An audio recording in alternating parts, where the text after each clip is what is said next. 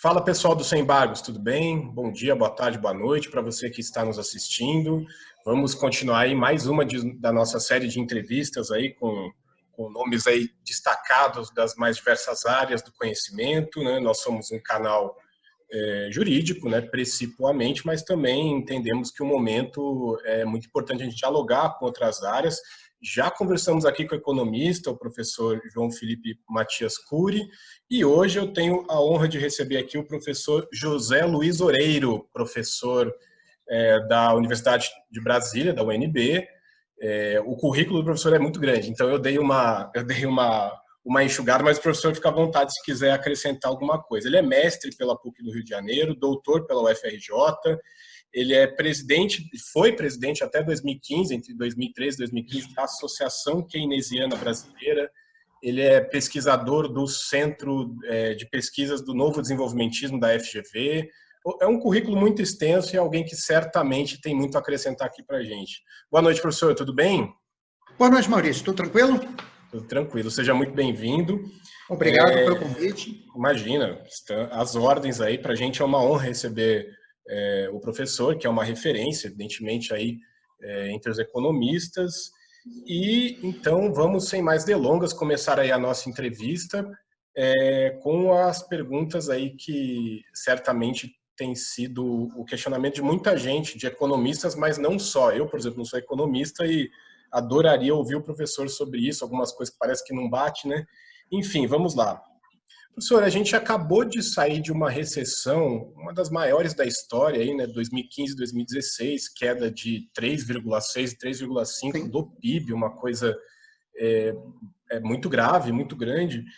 E ficou, acho que, uma sensação assim, de que o único jeito para isso é esse receituário mais neoliberal, de corte de gastos, porque havia gastos excessivos enfim, precisa cortar porque precisa cortar na carne, políticas aí de austeridade, né, como costuma se dizer, e nos anos que se seguiram a gente teve o teto de gastos, a aprovação da PEC do teto de gastos, tivemos reforma trabalhista, reforma da Previdência, a eleição de um nome que talvez o atual presidente não seja o queridinho do mercado, mas tem o ministro da Economia, que é o Paulo Guedes, esse sim, bastante avalizado aí pelo mercado, né? Ou pelo o que se diz, né? Professor, mas mesmo assim a gente teve uma recuperação econômica muito lenta, a mais lenta da história, né? Eu estava pesquisando ontem, realmente está muito aquém daquilo que foram as expectativas Sim. E qual a razão disso? Se a gente seguiu, vamos dizer assim, né, o que deveria ser feito, por que o Brasil não retomou o rumo do crescimento que vinha desde dos anos 2000? Olha, basicamente porque a gente seguiu o receituário errado. Quer dizer, o diagnóstico da crise estava errado. Tá? Na verdade, foi um diagnóstico construído em cima de uma narrativa que era, vamos dizer assim, adequada para o momento político da época. Quer dizer, qual era o momento político? Era fazer o impeachment da presidente Dilma. Tá? Então, o governo que quisesse se colocar, né, como candidato, né, ou como alternativa ao governo da presidente Dilma, tinha que ser o anti-PT, então tinha que fazer o oposto. Tá? Então, foi essa a narrativa que foi vendida pelos economistas liberais, tipo Samuel Pessoa, o Marcos Lisboa, o Zé Márcio Camargo, para o pessoal do PMDB, tá? Que nunca foram liberais, diga-se de passagem, quer dizer, o PMDB não é um partido liberal, tá? Mas era conveniente do ponto de vista do discurso político. Tá? Então, quando e por que começa a crise 2014 a 2016? Na verdade, o Centro de Datação dos Ciclos Econômicos, o CODACE, da FGV do Rio de Janeiro, faz a datação do início da crise no segundo trimestre de 2014 e ela termina no quarto trimestre de 2016. Tá? Essa é a datação oficial da CODACE.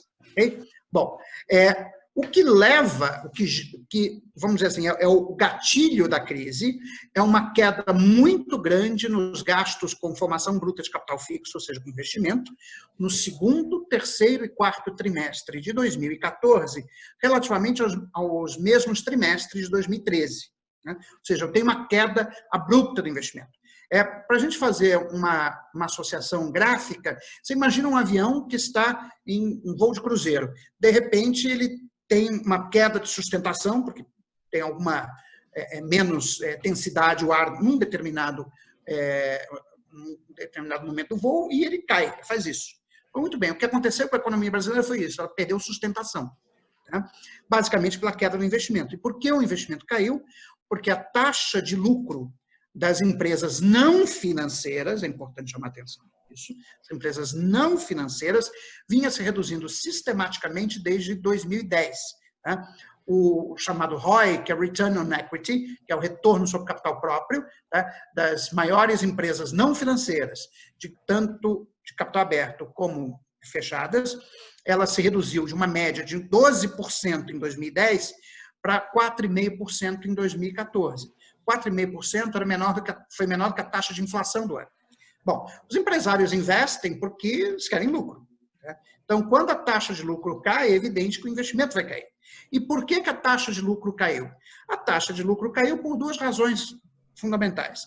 Primeiro, porque devido à situação de quase pleno emprego da economia, as pessoas se esquecem disso, mas quase pleno emprego da economia nos anos entre 2011 e 2013, né, a gente chegou a ter uma taxa de desemprego de 4,5% em 2014, 4,5% da força de trabalho. Devido a esse estado de quase pleno emprego, os salários estavam subindo acima da produtividade. Quando os salários sobem acima da produtividade do trabalho, as margens de lucro se reduzem e isso reduz a taxa de retorno sobre o capital próprio. A segunda razão foram os efeitos acumulados desde 2005 da sobrevalorização cambial. As empresas, né, do setor de bens transacionáveis estavam perdendo margens de lucro por conta da apreciação da taxa de câmbio. Então, estes dois efeitos, né, o profit squeeze, né, é resultante tanto do crescimento dos salários acima da produtividade, como da apreciação da taxa real de câmbio, deprimiram as margens de lucro e a taxa de retorno sobre o capital próprio e levaram a uma queda do investimento em 2014. Pois bem, então, em 2015, nós teríamos, a expectativa é que nós teríamos uma recessão moderada, tá? Uma queda de PIB entre 1% a 1,5%. No entanto, a gente teve uma queda do PIB de quase 4%. Bom, e aí a questão é, por que aquilo que deveria ser uma recessão moderada se transforma numa grande recessão? Bom, aí foi a resposta de política econômica, que foi completamente equivocada, tá? Foi a resposta que os ortodoxos ficaram sugerindo para o governo da presidente Dilma Rousseff, que ela acabou adotando porque colocou na cadeira, né, do Ministério da Fazenda o Joaquim Levy. Então, quais foram as respostas de política econômica? Primeiro, foi o ministro Levy tentou dar um cavalo de pau na economia, tentou fazer um ajuste fiscal muito rápido, cortando investimento. Então, no ano de 2015, o investimento da União foi reduzido em 35% em termos reais. Então, você tem um choque de política fiscal negativo. No mesmo ano, né, a inflação se acelera porque o governo dá um choque de tarifas públicas. Então, aumenta o preço dos combustíveis, porque havia uma redução de margem de lucro da Petrobras, por conta, né, do controle de preço dos combustíveis feito em 2013 e 2014, e também há uma revisão das tarifas de energia elétrica. Né? Então, você tem um tarifaço que acelera a inflação, né, ao longo do ano de 2015, em 2014 ela fecha 6,5%, ela vai chegar a quase 11% em 2015. Né? Bom, a aceleração da inflação tem dois efeitos. Por um lado, corrói o salário real, o que reduz o consumo. Por outro lado, levou o Banco Central do Brasil a aumentar a taxa de juros até 14,25%. Então, você tem, junto com um choque fiscal negativo, você tem um choque negativo de política monetária, você tem um choque de oferta negativo e, para ser a cereja do bolo, nós ainda tivemos uma queda dos preços, dos termos de troca da economia brasileira, que poucas pessoas se lembram disso. seja, o preço dos produtos exportados pelo Brasil caiu relativamente ao preço dos produtos importados, o que significa que o valor das exportações também caiu, consequentemente tendo efeito multiplicador sobre o resto da economia. Ou seja, o que aconteceu em 2015 foi uma combinação de erros de política macroeconômica com um ambiente internacional adverso. Né? Bom, isso fez com que uma recessão, né, que era para ser de 1,5% do PIB, se transformasse numa queda de 3,8% do PIB. Tá? É lógico que num cenário em que o PIB cai quase 4%, você vai ter uma queda muito forte da arrecadação de impostos, e aí o superávit primário, que a gente ainda tinha um pouquinho em 2014, perto de 0,5%, se transforma num déficit primário de quase 2%. Tá? A gente chegou a esse déficit primário também porque, no final do ano, é importante lembrar, quando houve a troca dos ministros, né, do Joaquim Levy pelo Nelson Barbosa, o Nelson Barbosa resolveu despedalar, quer dizer, a gente estava tendo as pedaladas fiscais, né, desde lá do Arno Agostinho, 2012, 2013, 2014, já havia a perspectiva, né, do impeachment da presidente Dilma Rousseff, e o Nelson Barbosa resolveu despedalar todo o gasto fiscal em 2015, e aí você vai, se você observar o gráfico do déficit primário acumulado nos últimos 12 meses, em dezembro ele dá um salto de 0,5% do PIB, né? Basicamente por causa da despedalada que o Nelson dá em dezembro de 2015. Entramos no ano de 2016 com a incerteza completa do impeachment, né? A economia continuava, né, num estado de incerteza e óbvio que não é um momento de recuperação cíclica. E aí a economia cai mais 3,4%, acumulando, né, em 2 anos uma queda de quase 7%. Mas veja bem, isso não tem nada a ver com excesso de gasto. Na verdade, a dívida bruta e a líquida, com proporção do PIB, estava relativamente estável até 2014. Né? Com a recessão, ela aumenta quase 20 pontos percentuais, porque você vai ter, em 2 anos, 2015 e 2016, um déficit nominal, que é o déficit primário, mais o pagamento de juros, né, de quase 10% do PIB. Quer dizer, grosso modo, a dívida pública PIB aumenta na magnitude do déficit nominal com proporção do PIB. Não é exatamente essa conta, mas é uma boa aproximação. Né? Como você teve um déficit nominal de 10% do PIB, né, em 2015, por quê? Porque teve déficit primário por conta da recessão, mas pagamento de juros da dívida que subiu porque você aumentou os juros e ainda usou as operações de swap para tentar conter a taxa de câmbio. Né? E, de novo, 10% em 2016, bom, a dívida aumentou 20% em 2 anos. Né? Mas isso não tem a ver com excesso. Se houve excesso de gasto, foi excesso de gasto com juros. Né? Porque o gasto primário do governo ele se contraiu entre 2015 e 2016, basicamente por conta da contração do investimento. Bom, aí em 2016, né, se vendeu para o PMDB do Michel Temer, né, a narrativa da crise fiscal estrutural, né, que foi construída, né, pelos economistas liberais, pelo Marcos Lisboa, pelo Samuel Pessoa e pelo Márcio Camargo, entre outros, Marcos Mendes também participou disso. Né, e aí o PMDB comprou a ideia, tá, e fizeram um teto de gastos. Só que fizeram da pior forma possível. Quer dizer, como eu mostrei hoje no meu artigo publicado no Poder 360, junto com que eu escrevi em coautoria com o Helder Lara, que é meu aluno de doutorado do UNB. Quer dizer, esse teto de gasto não existe em lugar nenhum do mundo, só no Brasil. Só o Brasil que colocou na Constituição, né, que os gastos primários do governo federal ficariam congelados por um período de 20 anos. Em nenhum outro lugar do mundo é assim. Existem, sim, regras fiscais, eu acho que é importante ter regras fiscais, né? Mas do jeito que nós fizemos, só no Brasil tem. Tá? Então, essa regra fiscal ela é tão ensandecida, né, que quando você congela o gasto primário total do governo, mas você esquece que tem componentes desse gasto, como o gasto previdenciário e o gasto com a folha de salário dos servidores públicos, que tem crescimento real. Quer dizer, mesmo depois da reforma da Previdência, os gastos previdenciários vão crescer 3,5% ao ano, mesmo depois da reforma da Previdência, em termos reais. Tá? A folha de salário dos servidores públicos, ela cresce mais ou menos de acordo com o PIB, ela está estável em 4% do PIB há 20 anos, mas significa que se o PIB cresce 2% real, a folha de salário cresce 2% real. Tá? Então, você tem 70% da despesa primária do governo com um crescimento real positivo. Né? Bom, se o gasto total primário, exceto juros, não pode crescer, porque ele está congelado, e você tem 70% que está crescendo em termos reais, o resto, 30%, tem que diminuir. É tão simples quanto isso. Né? Então, o que é que vai ser cortado, o que podia ser cortado, que eram os gastos discricionários, que são os gastos de custeio, né, e os gastos de investimento. Né? Bom, já se sabia em 2016 que a gente ia ter problemas em 2020 e 2021, que os gastos discricionários iam chegar a um nível muito próximo do shutdown da máquina pública. Tá? Isso foi alertado, já se sabia disso, mas foi se empurrando esse problema com a barriga. Tá? Bom, me lembro. Sendo reduzido, o que nós tivemos foi uma recuperação cíclica muito mais lenta do que seria razoável de se esperar. Não foi só por causa da redução do investimento. Tá? Tivemos outros fatores, a própria lentidão da política monetária do Banco Central de reduzir os juros só começaram a ser reduzidos em novembro de 2016. Né? E a política monetária só entrou no campo expansionista, ou seja, um juro abaixo do nível neutro, que é o nível para o qual a inflação é constante, ela só entrou em terreno expansionista no início de 2018.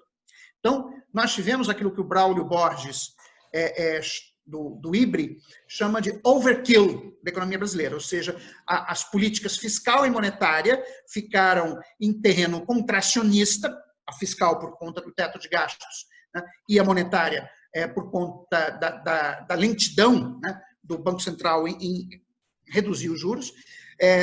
Então, isso produziu, né, um crescimento pequeno da demanda e, consequentemente, a economia acabou crescendo um pouco.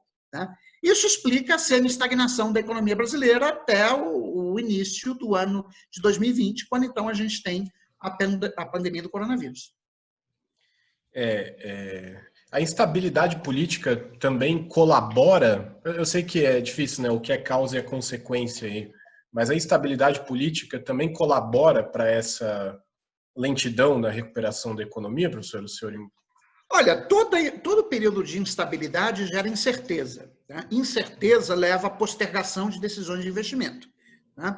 Então, assim, agora a gente tem que ter noção de que tipo de incerteza nós estamos falando. Quer dizer, certamente que a instabilidade política do início de 2016 fez com que os empresários, peraí, vamos ver o que vai acontecer antes de investir. Né? Agora,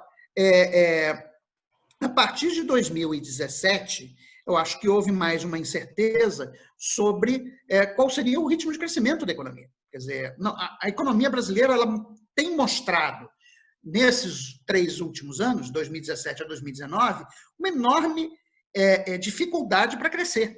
Então, os empresários investem, isso aqui é importante chamar atenção.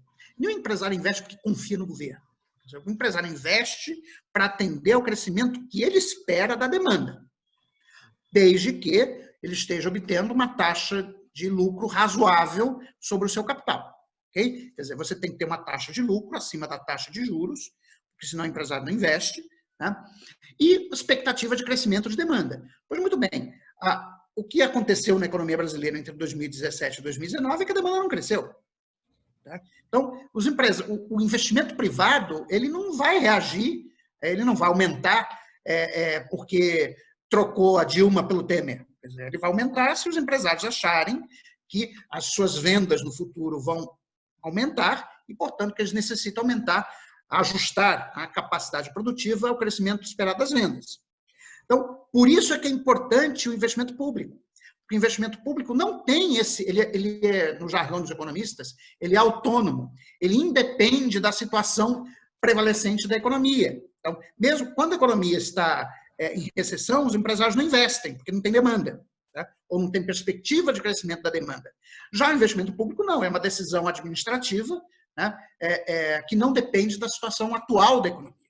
Por isso é fundamental o investimento público e por isso que foi um tiro no pé, né, você ter reduzido tanto o investimento público, não só da União, mas também de estados e municípios, e aí não é tanto pelo teto de gastos, mas pela lei de responsabilidade fiscal, que como estados e municípios tiveram queda de receita, né, eles para continuar atendendo à lei de responsabilidade fiscal, que os impedia, por exemplo, de tomar dívidas, tiveram que também contrair investimento. No caso da cidade do Rio de Janeiro e do estado do Rio de Janeiro, isso foi bastante impactante.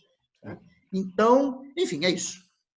Essas seriam, não sei se vou usar a expressão certa, mas as medidas anticíclicas de ingestão de dinheiro de investimento público, justamente na hora em que a economia ela está passando por um processo de retração. O Brasil está, na verdade, já faz muito tempo, ele adota uma política fiscal pró-cíclica. Ou seja, durante as expansões a gente acelera o gasto e durante as recessões a gente contrai o gasto. Daí isso tem ficado mais acentuado nos últimos anos. Tá?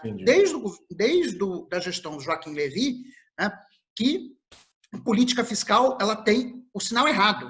Quer dizer, a política fiscal tem sido contracionista quando deveria ter sido expansionista. Quer dizer, consolidação fiscal, ajuste fiscal é para se fazer nas fases de boom econômico, não nas fases de recessão. Tá? Na fase de recessão você tem que fazer o contrário. Tá? Então, é esse tipo de discussão racional que nós deveríamos estar fazendo no país, ou seja, como construir um arcabouço de regras fiscais, tá?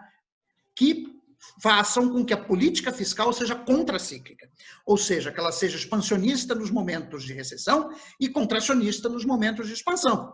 Que aí você consegue fazer duas coisas, você estabiliza o ciclo econômico, além do que garante a solvência intertemporal das contas públicas. Mas não é isso que a gente está fazendo.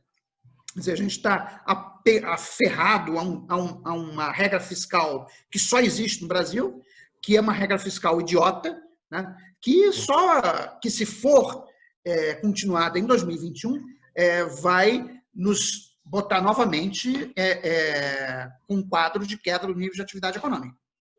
É impressionante, né, que tem até assim, uma defesa bastante intransigente assim, desse mainstream, né, liberal da manutenção do teto de gastos. Sim. Enfim, né, eu acho tudo que foi alertado, né? Eles ficaram presos na sua própria narrativa. Quer dizer, aí é a questão da consistência com o erro. Tem uma história que eu gosto muito de contar. Uma vez, algum jornalista perguntou para o John Maynard Keynes por que ele mudava tanto de opinião. Aí o Keynes respondeu o seguinte: bom, eu quando percebo que estou errado, eu mudo de opinião. Você faz o quê? Entendeu? E os economistas do mainstream brasileiro, eles estão presos na sua narrativa. Quer dizer, essa que é a verdade. Então, eles construíram a narrativa do desequilíbrio fiscal estrutural para justificar toda uma série de reformas e, simplesmente, agora eles não têm como voltar atrás. Quer dizer, voltar atrás significa reconhecer que eles estão errados. Quer dizer, e isso, obviamente, teria um impacto sobre a reputação profissional deles bastante grande. Né? Então, eu acho que isso é uma parte da resposta, outra parte é porque tem gente que está interessada mesmo em redução do tamanho do Estado por questões ideológicas, etc. Então, eles vão manter essa narrativa até quando for possível. Pois é. Bom, agora então já fizemos aí esse passeio, né, de 2014 até agora, e veio a tal da pandemia, né, que realmente pegou todo mundo aí de surpresa. E, enfim, né, foram tomadas aí muitas medidas, algumas foram forçadas, né, pelo Congresso ao governo federal, tomar, outras pelo próprio Supremo, mas aí mais em questões políticas, mas, enfim, com relação às questões econômicas. O professor acha que o governo federal fez, vamos dizer assim, o dever de casa, porque parece que realmente os países pelo mundo eles têm seguido uma linha de investimento público, agora não tem nem o que discutir, vai ter que investir, senão vai ser uma quebradeira maior do que já está sendo. Forçosamente ou não, propositalmente ou não, qual a opinião do professor sobre as medidas tomadas aí durante a pandemia? Se são boas para a economia ou não? Então, a gente tem que dividir as medidas de estímulo econômico em duas áreas. As de natureza fiscal e as de natureza de crédito. as de natureza fiscal foram boas. Tá? Elas não foram formuladas pelo Ministério da Economia, quer dizer, na verdade, foi meio que reação, né, do Congresso Nacional, basicamente, né, o programa de renda emergencial foi algo que foi uma demanda do Congresso, para que fosse de 600, aliás, que fosse de R$500, depois o presidente acabou aumentando para 600, né, mas o Guedes não queria. Né. Na verdade, se a gente olhar as declarações iniciais do Paulo Guedes, isso assim, início de março, não sei se foi dia 8 ou dia 9 de março, ele fez a seguinte declaração, abre aspas, com 5 bilhões de reais nós exterminamos o coronavírus, fecha aspas. Isso está gravado. Podem botar lá no Google, tá, que vocês vão achar essa pérola do pensamento do senhor ministro da Economia. Assim, o Guedes não tinha a menor ideia do caminhão que estava atropelando ele. Não tinha a menor ideia. Tá? E o próprio Rodrigo Maia, acho que uma semana depois, falou, Guedes, isso não dá nem para o começo. Quando, na verdade, ele anunciou um pacote que era de 140 bilhões de reais, mas que, na verdade, era antecipação de despesas que seriam feitas ao longo do ano, por exemplo, a antecipação das aposentadorias, né, do 13º salário das aposentadorias, né, que começaria a ser pago em setembro e dezembro, mas ele antecipou para abril e maio, ou para maio e junho, agora não lembro. E algumas postergações de impostos, etc, etc. E o Rodrigo Maia disse, ministro, isso não dá nem para o começo. Tá? Foi aí, no final de maio, que o Congresso fez a renda emergencial, que está injetando 50 bilhões de reais por mês na economia brasileira. Quer dizer, se não fosse a renda emergencial, ou se ela tivesse sido 200 reais, a queda do nível de atividade econômica teria sido muito maior do que está ocorrendo. Quer dizer, hoje a gente está com uma expectativa de queda do nível de atividade entre 5,5% a 6% ao longo do ano de 2020. Tá? Mas a expectativa em março, abril, era de 10%. Tá? Então, inclusive até os próprios organismos internacionais, como a FMI, Comissão Europeia, Banco Mundial, estavam esperando até maio, junho, uma queda de quase 9% do PIB brasileiro. Tá? Então, na parte fiscal, a gente fez mais ou menos o que tinha que fazer para este ano. A dúvida é para 2021. Tá? Por quê? O governo está querendo, o Rodrigo Maia, o mercado financeiro, está querendo voltar, entre aspas, à normalidade em 2021, normalidade fiscal. Eles só esqueceram de combinar com o vírus, né? Porque, enfim, eles estão assumindo que a partir do dia 1º de janeiro de 2021, tá, nós não vamos ter mais os efeitos sanitários nem os efeitos econômicos da crise do coronavírus, a gente pode voltar ao mundo como era antes da pandemia. Bom, o Brasil é o único país do mundo que está pensando desse jeito, porque todos os demais países sabem que nós não vamos retornar à normalidade a partir do dia 1º de janeiro de 2021. Pelo contrário, existe, inclusive, o receio fundado de uma segunda onda de contágios, como parece que já está acontecendo na Espanha. Tá? E a gente, enfim, em setembro termina o verão do hemisfério norte, vamos começar a entrar no outono, tá? Que é uma estação mais propícia, né? Depois do inverno, mais propícia a problemas respiratórios, certo? Então, ninguém está supondo que a virada do calendário do dia 31 de dezembro de 2020 para o dia 1º de janeiro de 2021 vai milagrosamente restaurar a normalidade antes da pandemia. Por isso, os governos dos países envolvidos continuam desenhando pacotes de estímulo fiscal via investimento público, no caso europeu, investimento público para descarbonização da economia, no valor de 750 bilhões de euros, né, para poder estimular a economia ao longo dos anos de 2021 e 2022. Ou seja, não há nenhuma previsão de que as economias envolvidas se recuperem o nível de PIB pré-crise em 2021. As melhores expectativas são para o primeiro semestre de 2022, certo? Então, assim, mais uma vez, o Brasil está fora do planeta Terra. A discussão econômica no Brasil é de um primarismo inacreditável, mais do que um primarismo, é quase uma profissão de fé.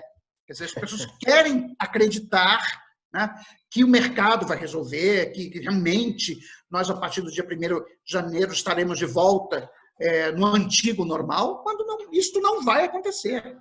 Né? Então, assim, só para fechar, então, a resposta à tua pergunta, quer dizer, a parte fiscal para 2020 foi ok, para 2021 é que há dúvidas, né? Agora, a parte de crédito foi muito ruim. Quer dizer, o governo tardou muito, ele tinha os instrumentos, o BNDES, Banco do Brasil e Caixa Econômica Federal, para agir rapidamente, concedendo crédito, principalmente para as micro, pequenas e médias empresas. Ele não fez. Minha avaliação foi por uma questão ideológica, tá? Porque o governo não queria usar os bancos públicos, principalmente o BNDES. O BNDES continua sendo subutilizado. Na verdade, as pessoas que estão gerindo o BNDES têm por objetivo destruir o banco. Tá? Eles não querem, eles são pessoas que, pela sua crença ideológica, né, não poderiam estar à frente de um banco público de investimento como o BNDES, se fossem pessoas coerentes com aquilo que acreditam. Tá? Porque um liberal que acha que o BNDES não tem que existir, não pode assumir a presidência do BNDES. Desverticalidade, quase. Uma questão de honestidade intelectual. Sim.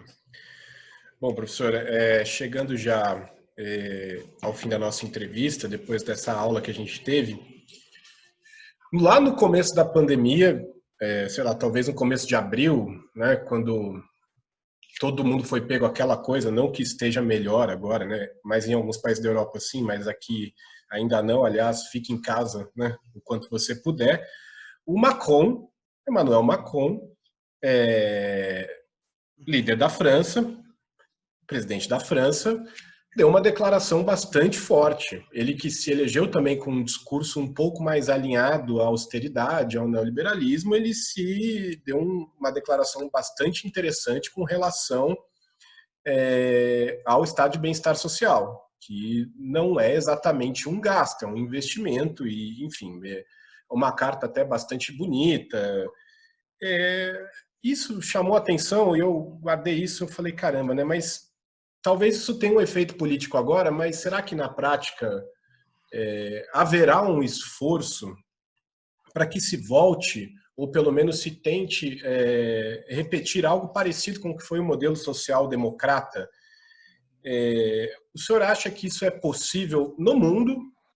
E bom, como também, né, o Brasil parece um capítulo à parte aí nessa discussão, se o senhor acha isso possível no mundo, e se o senhor acha possível isso no Brasil. Vamos dizer assim, quase um arrependimento, né? Mas mudar o rumo, né? Mudar o rumo porque parece que o rumo que tem sido dado não tem dado resultados. O senhor acha que o futuro ele é alvissareiro, vamos dizer assim, para o mundo e para o Brasil? Nesse aspecto? Maurício, eu acho que há um sentimento já bastante difundido nas sociedades desenvolvidas de que o capitalismo, como está hoje, não está funcionando. Tá? Ele não funciona para a grande maioria da população. Tá? Quer dizer, nos últimos 40 anos, né, houve uma piora sensível na distribuição de renda nos países envolvidos, mesmo em países que eram, como a Alemanha, por exemplo, que sempre foi... a França teve menos. Quando a gente faz as comparações, né, entre países, a França piorou menos, tá, a distribuição de renda, mas a Alemanha piorou muito, Reino Unido, Estados Unidos. Né? Nós tivemos uma precarização do emprego, tá?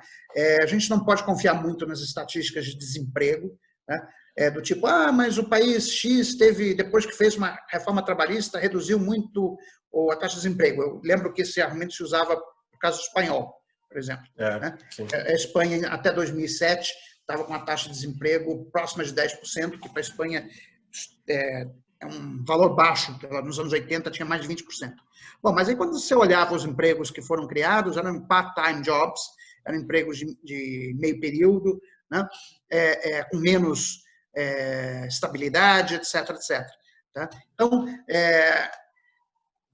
bom, e por outro lado, os super ricos, quer dizer, o 1% ou 0,1% de cidadãos dessas sociedades, principalmente nos Estados Unidos e no Reino Unido, passam a abocanhar uma fração cada vez maior da renda nacional. Tá? E temos também a desindustrialização, quer dizer, a perda, né, dos empregos de boa qualidade, ou seja, dos empregos com bons salários nos Estados Unidos, na Alemanha menos, mas na Espanha, na França, etc. Então, tudo isso tem gerado um profundo mal-estar, né, na sociedade ocidental com o capitalismo e com a globalização. Esse mal-estar, ele levou ao surgimento de governos de direita. Quer dizer, o Donald Trump não é um liberal. Quer dizer, ele é um antiglobalista. Quer dizer, você vê que ele, enfim, ataca o livre comércio, ele não pode ser taxado como um liberal. Quer dizer, ele é um pró-ricos. Quer dizer, o que ele fez foi reduzir os impostos para os ricos. Né? Mas ele não é liberal. Quer dizer, o próprio Brexit foi a resposta do povo britânico dizendo: chega, a gente não quer ficar na União Europeia, porque nós, os 70%, 80% dos britânicos que não moram em Londres, né, não ganhamos nada com isso. Tá? Bom, e aí nós temos também os casos dos governos de direita na Hungria e na Polônia. Né? Lembra que o próprio Macron, ele se elegeu com uma votação avassaladora para impedir que a Marine Le Pen se tornasse presidente da França. Tá? Então, existe esse mal-estar. E que já vinha, no ano passado, em 2019, já havia uma discussão muito forte na Europa sobre a estagnação secular, porque as taxas de juros, inclusive os títulos da dívida pública alemã, já estavam em níveis negativos, não era só a taxa do Banco Central, mas também os títulos da dívida pública, e as economias não estavam mostrando dinamismo. Tá? Então, havia uma discussão sobre a estagnação secular, que seria resultado de duas forças. Primeiro, da concentração de renda, né, ocorrida nos últimos 30 anos, que reduzia, portanto, o dinamismo do consumo, e, por outro lado, das políticas de austeridade fiscal adotadas no pós-crise de 2008, né, que levaram a uma contração do investimento, etc. Então, já havia essa discussão. O que a pandemia fez foi acelerar uma discussão que, do meu ponto de vista, seria inexorável, né, de você redesenhar as leis do capitalismo. Quer dizer, o Stiglitz tem um livro que ele escreveu, não sei se foi em 2016, 2017, chama-se Rewriting the Laws of American Capitalism, reescrevendo as leis do capitalismo americano. Quer dizer, ao contrário do que os economistas liberais definem ou defendem, né, as leis do capitalismo não são leis naturais, elas dependem, em grande medida, das instituições prevalecentes num dado momento. Tá? As instituições prevalecentes entre 1950 e 1973, que foi the Golden Age of Capitalism, essas instituições permitiram um desempenho macroeconômico muito bom. Só que essas instituições foram sendo mudadas ao longo dos anos 70 e 80, com os governos neoliberais do Reagan e da Thatcher, e foi a mudança nessas instituições que levou ao resultado que nós temos agora. Tá? Então, assim, eu acho que nós vamos ver um recrudescimento, né, do estado do bem-estar social, do investimento público, do papel do Estado na economia. Tá? Agora, num ambiente que, do ponto de vista das relações internacionais, é mais conturbado do que foi o de 1950 a 1973. De 1950 a 1973 era a Pax Americana, tá?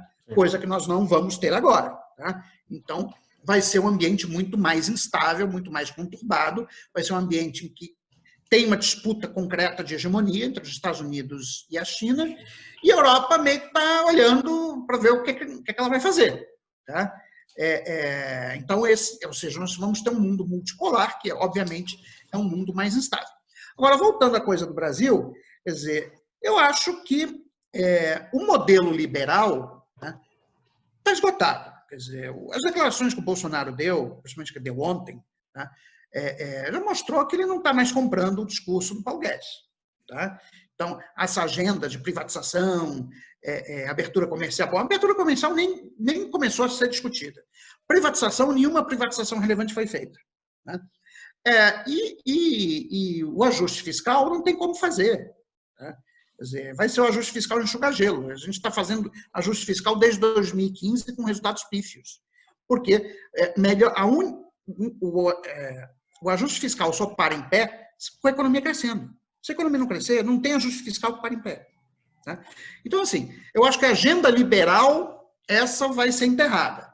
Agora, se nós vamos para um governo social-democrata ou para um populismo de direita, aí eu não sei. Tá? Quer dizer, existe a possibilidade, sim, de um populismo de direita liderado pelo Bolsonaro. Tá? Que ele percebeu que a renda emergencial dá popularidade para ele. Tá? Depois que ele percebeu isso, mas não tem força política na Terra que faça ele fechar os cofres públicos. Não adianta o Guedes ficar esperneando, ameaçando, etc., que o Bolsonaro não vai fazer. Né? Então, nós temos, acho que, essa bifurcação. Né? Nós podemos ter um cenário que é um colapso do governo Bolsonaro, né? Seja pelos escândalos, né, de rachadinha, etc., contra o Queiroz e por aí vai, junto com o mercado financeiro bombardeando ele, porque ele não quer mais fechar os cofres públicos. Isso pode levar o governo Bolsonaro ao colapso. Né? E aí eu acho que tem chance de, em 2022, ter uma alternativa do campo de centro-esquerda, que ainda não tenho clareza de qual seria. Né? Não sei se o Ciro ou o Fernando Haddad, enfim. Né? Mas esses são os nomes, quer dizer, do campo de centro-esquerda são os dois. Né? Bom, essa é uma possibilidade. Agora, outra possibilidade é o Bolsonaro conseguir administrar bem isso, conseguir colocar uma renda Brasil que seja minimamente substituto da renda emergencial, conseguir fazer investimento público, né, em 2021, como querem os militares, e a economia crescer alguma coisa, porque são uns 2,5%, 3% em 2021, 2022. Entendeu? Aí ele pode chegar muito competitivo em 2022 e ser reeleito. Tá? Então, esse é o cenário. Tá? Esse é o cenário que nós temos. Então, eu ainda não sei dizer qual desses dois caminhos a gente vai seguir. Pois é. Bom, professor, obrigado aí pela entrevista. Foi realmente uma aula. Claro, eu vou assistir de novo, né? Porque a gente fica aqui de olho, mas é muito esclarecedor e é muito importante a gente também ouvir as narrativas quase que alternativas, né? Porque existe uma que domina tudo e a própria ala, a própria oposição às vezes fica engessada, né, na narrativa criada aí pelo mainstream, como o professor apontou. Professor, muito obrigado mais uma vez. O senhor será sempre bem-vindo aqui no nosso canal, sempre que quiser colaborar, inclusive com textos, porque a gente tem nas nossas redes sociais a coluna. Você que nos acompanha, se inscreva no Instagram, no Facebook e no nosso canal do YouTube também. Já temos lá vários vídeos assim com nomes do direito, até teólogos a gente entrevistou aqui, porque só a teologia para explicar o que a gente está vivendo. Tá bom, gente? Obrigado, professor, e até mais, gente. Não é nada, meu caro. Boa noite para você, boa noite a todos que estão nos assistindo nesse momento. Tá bom. Tchau, tchau.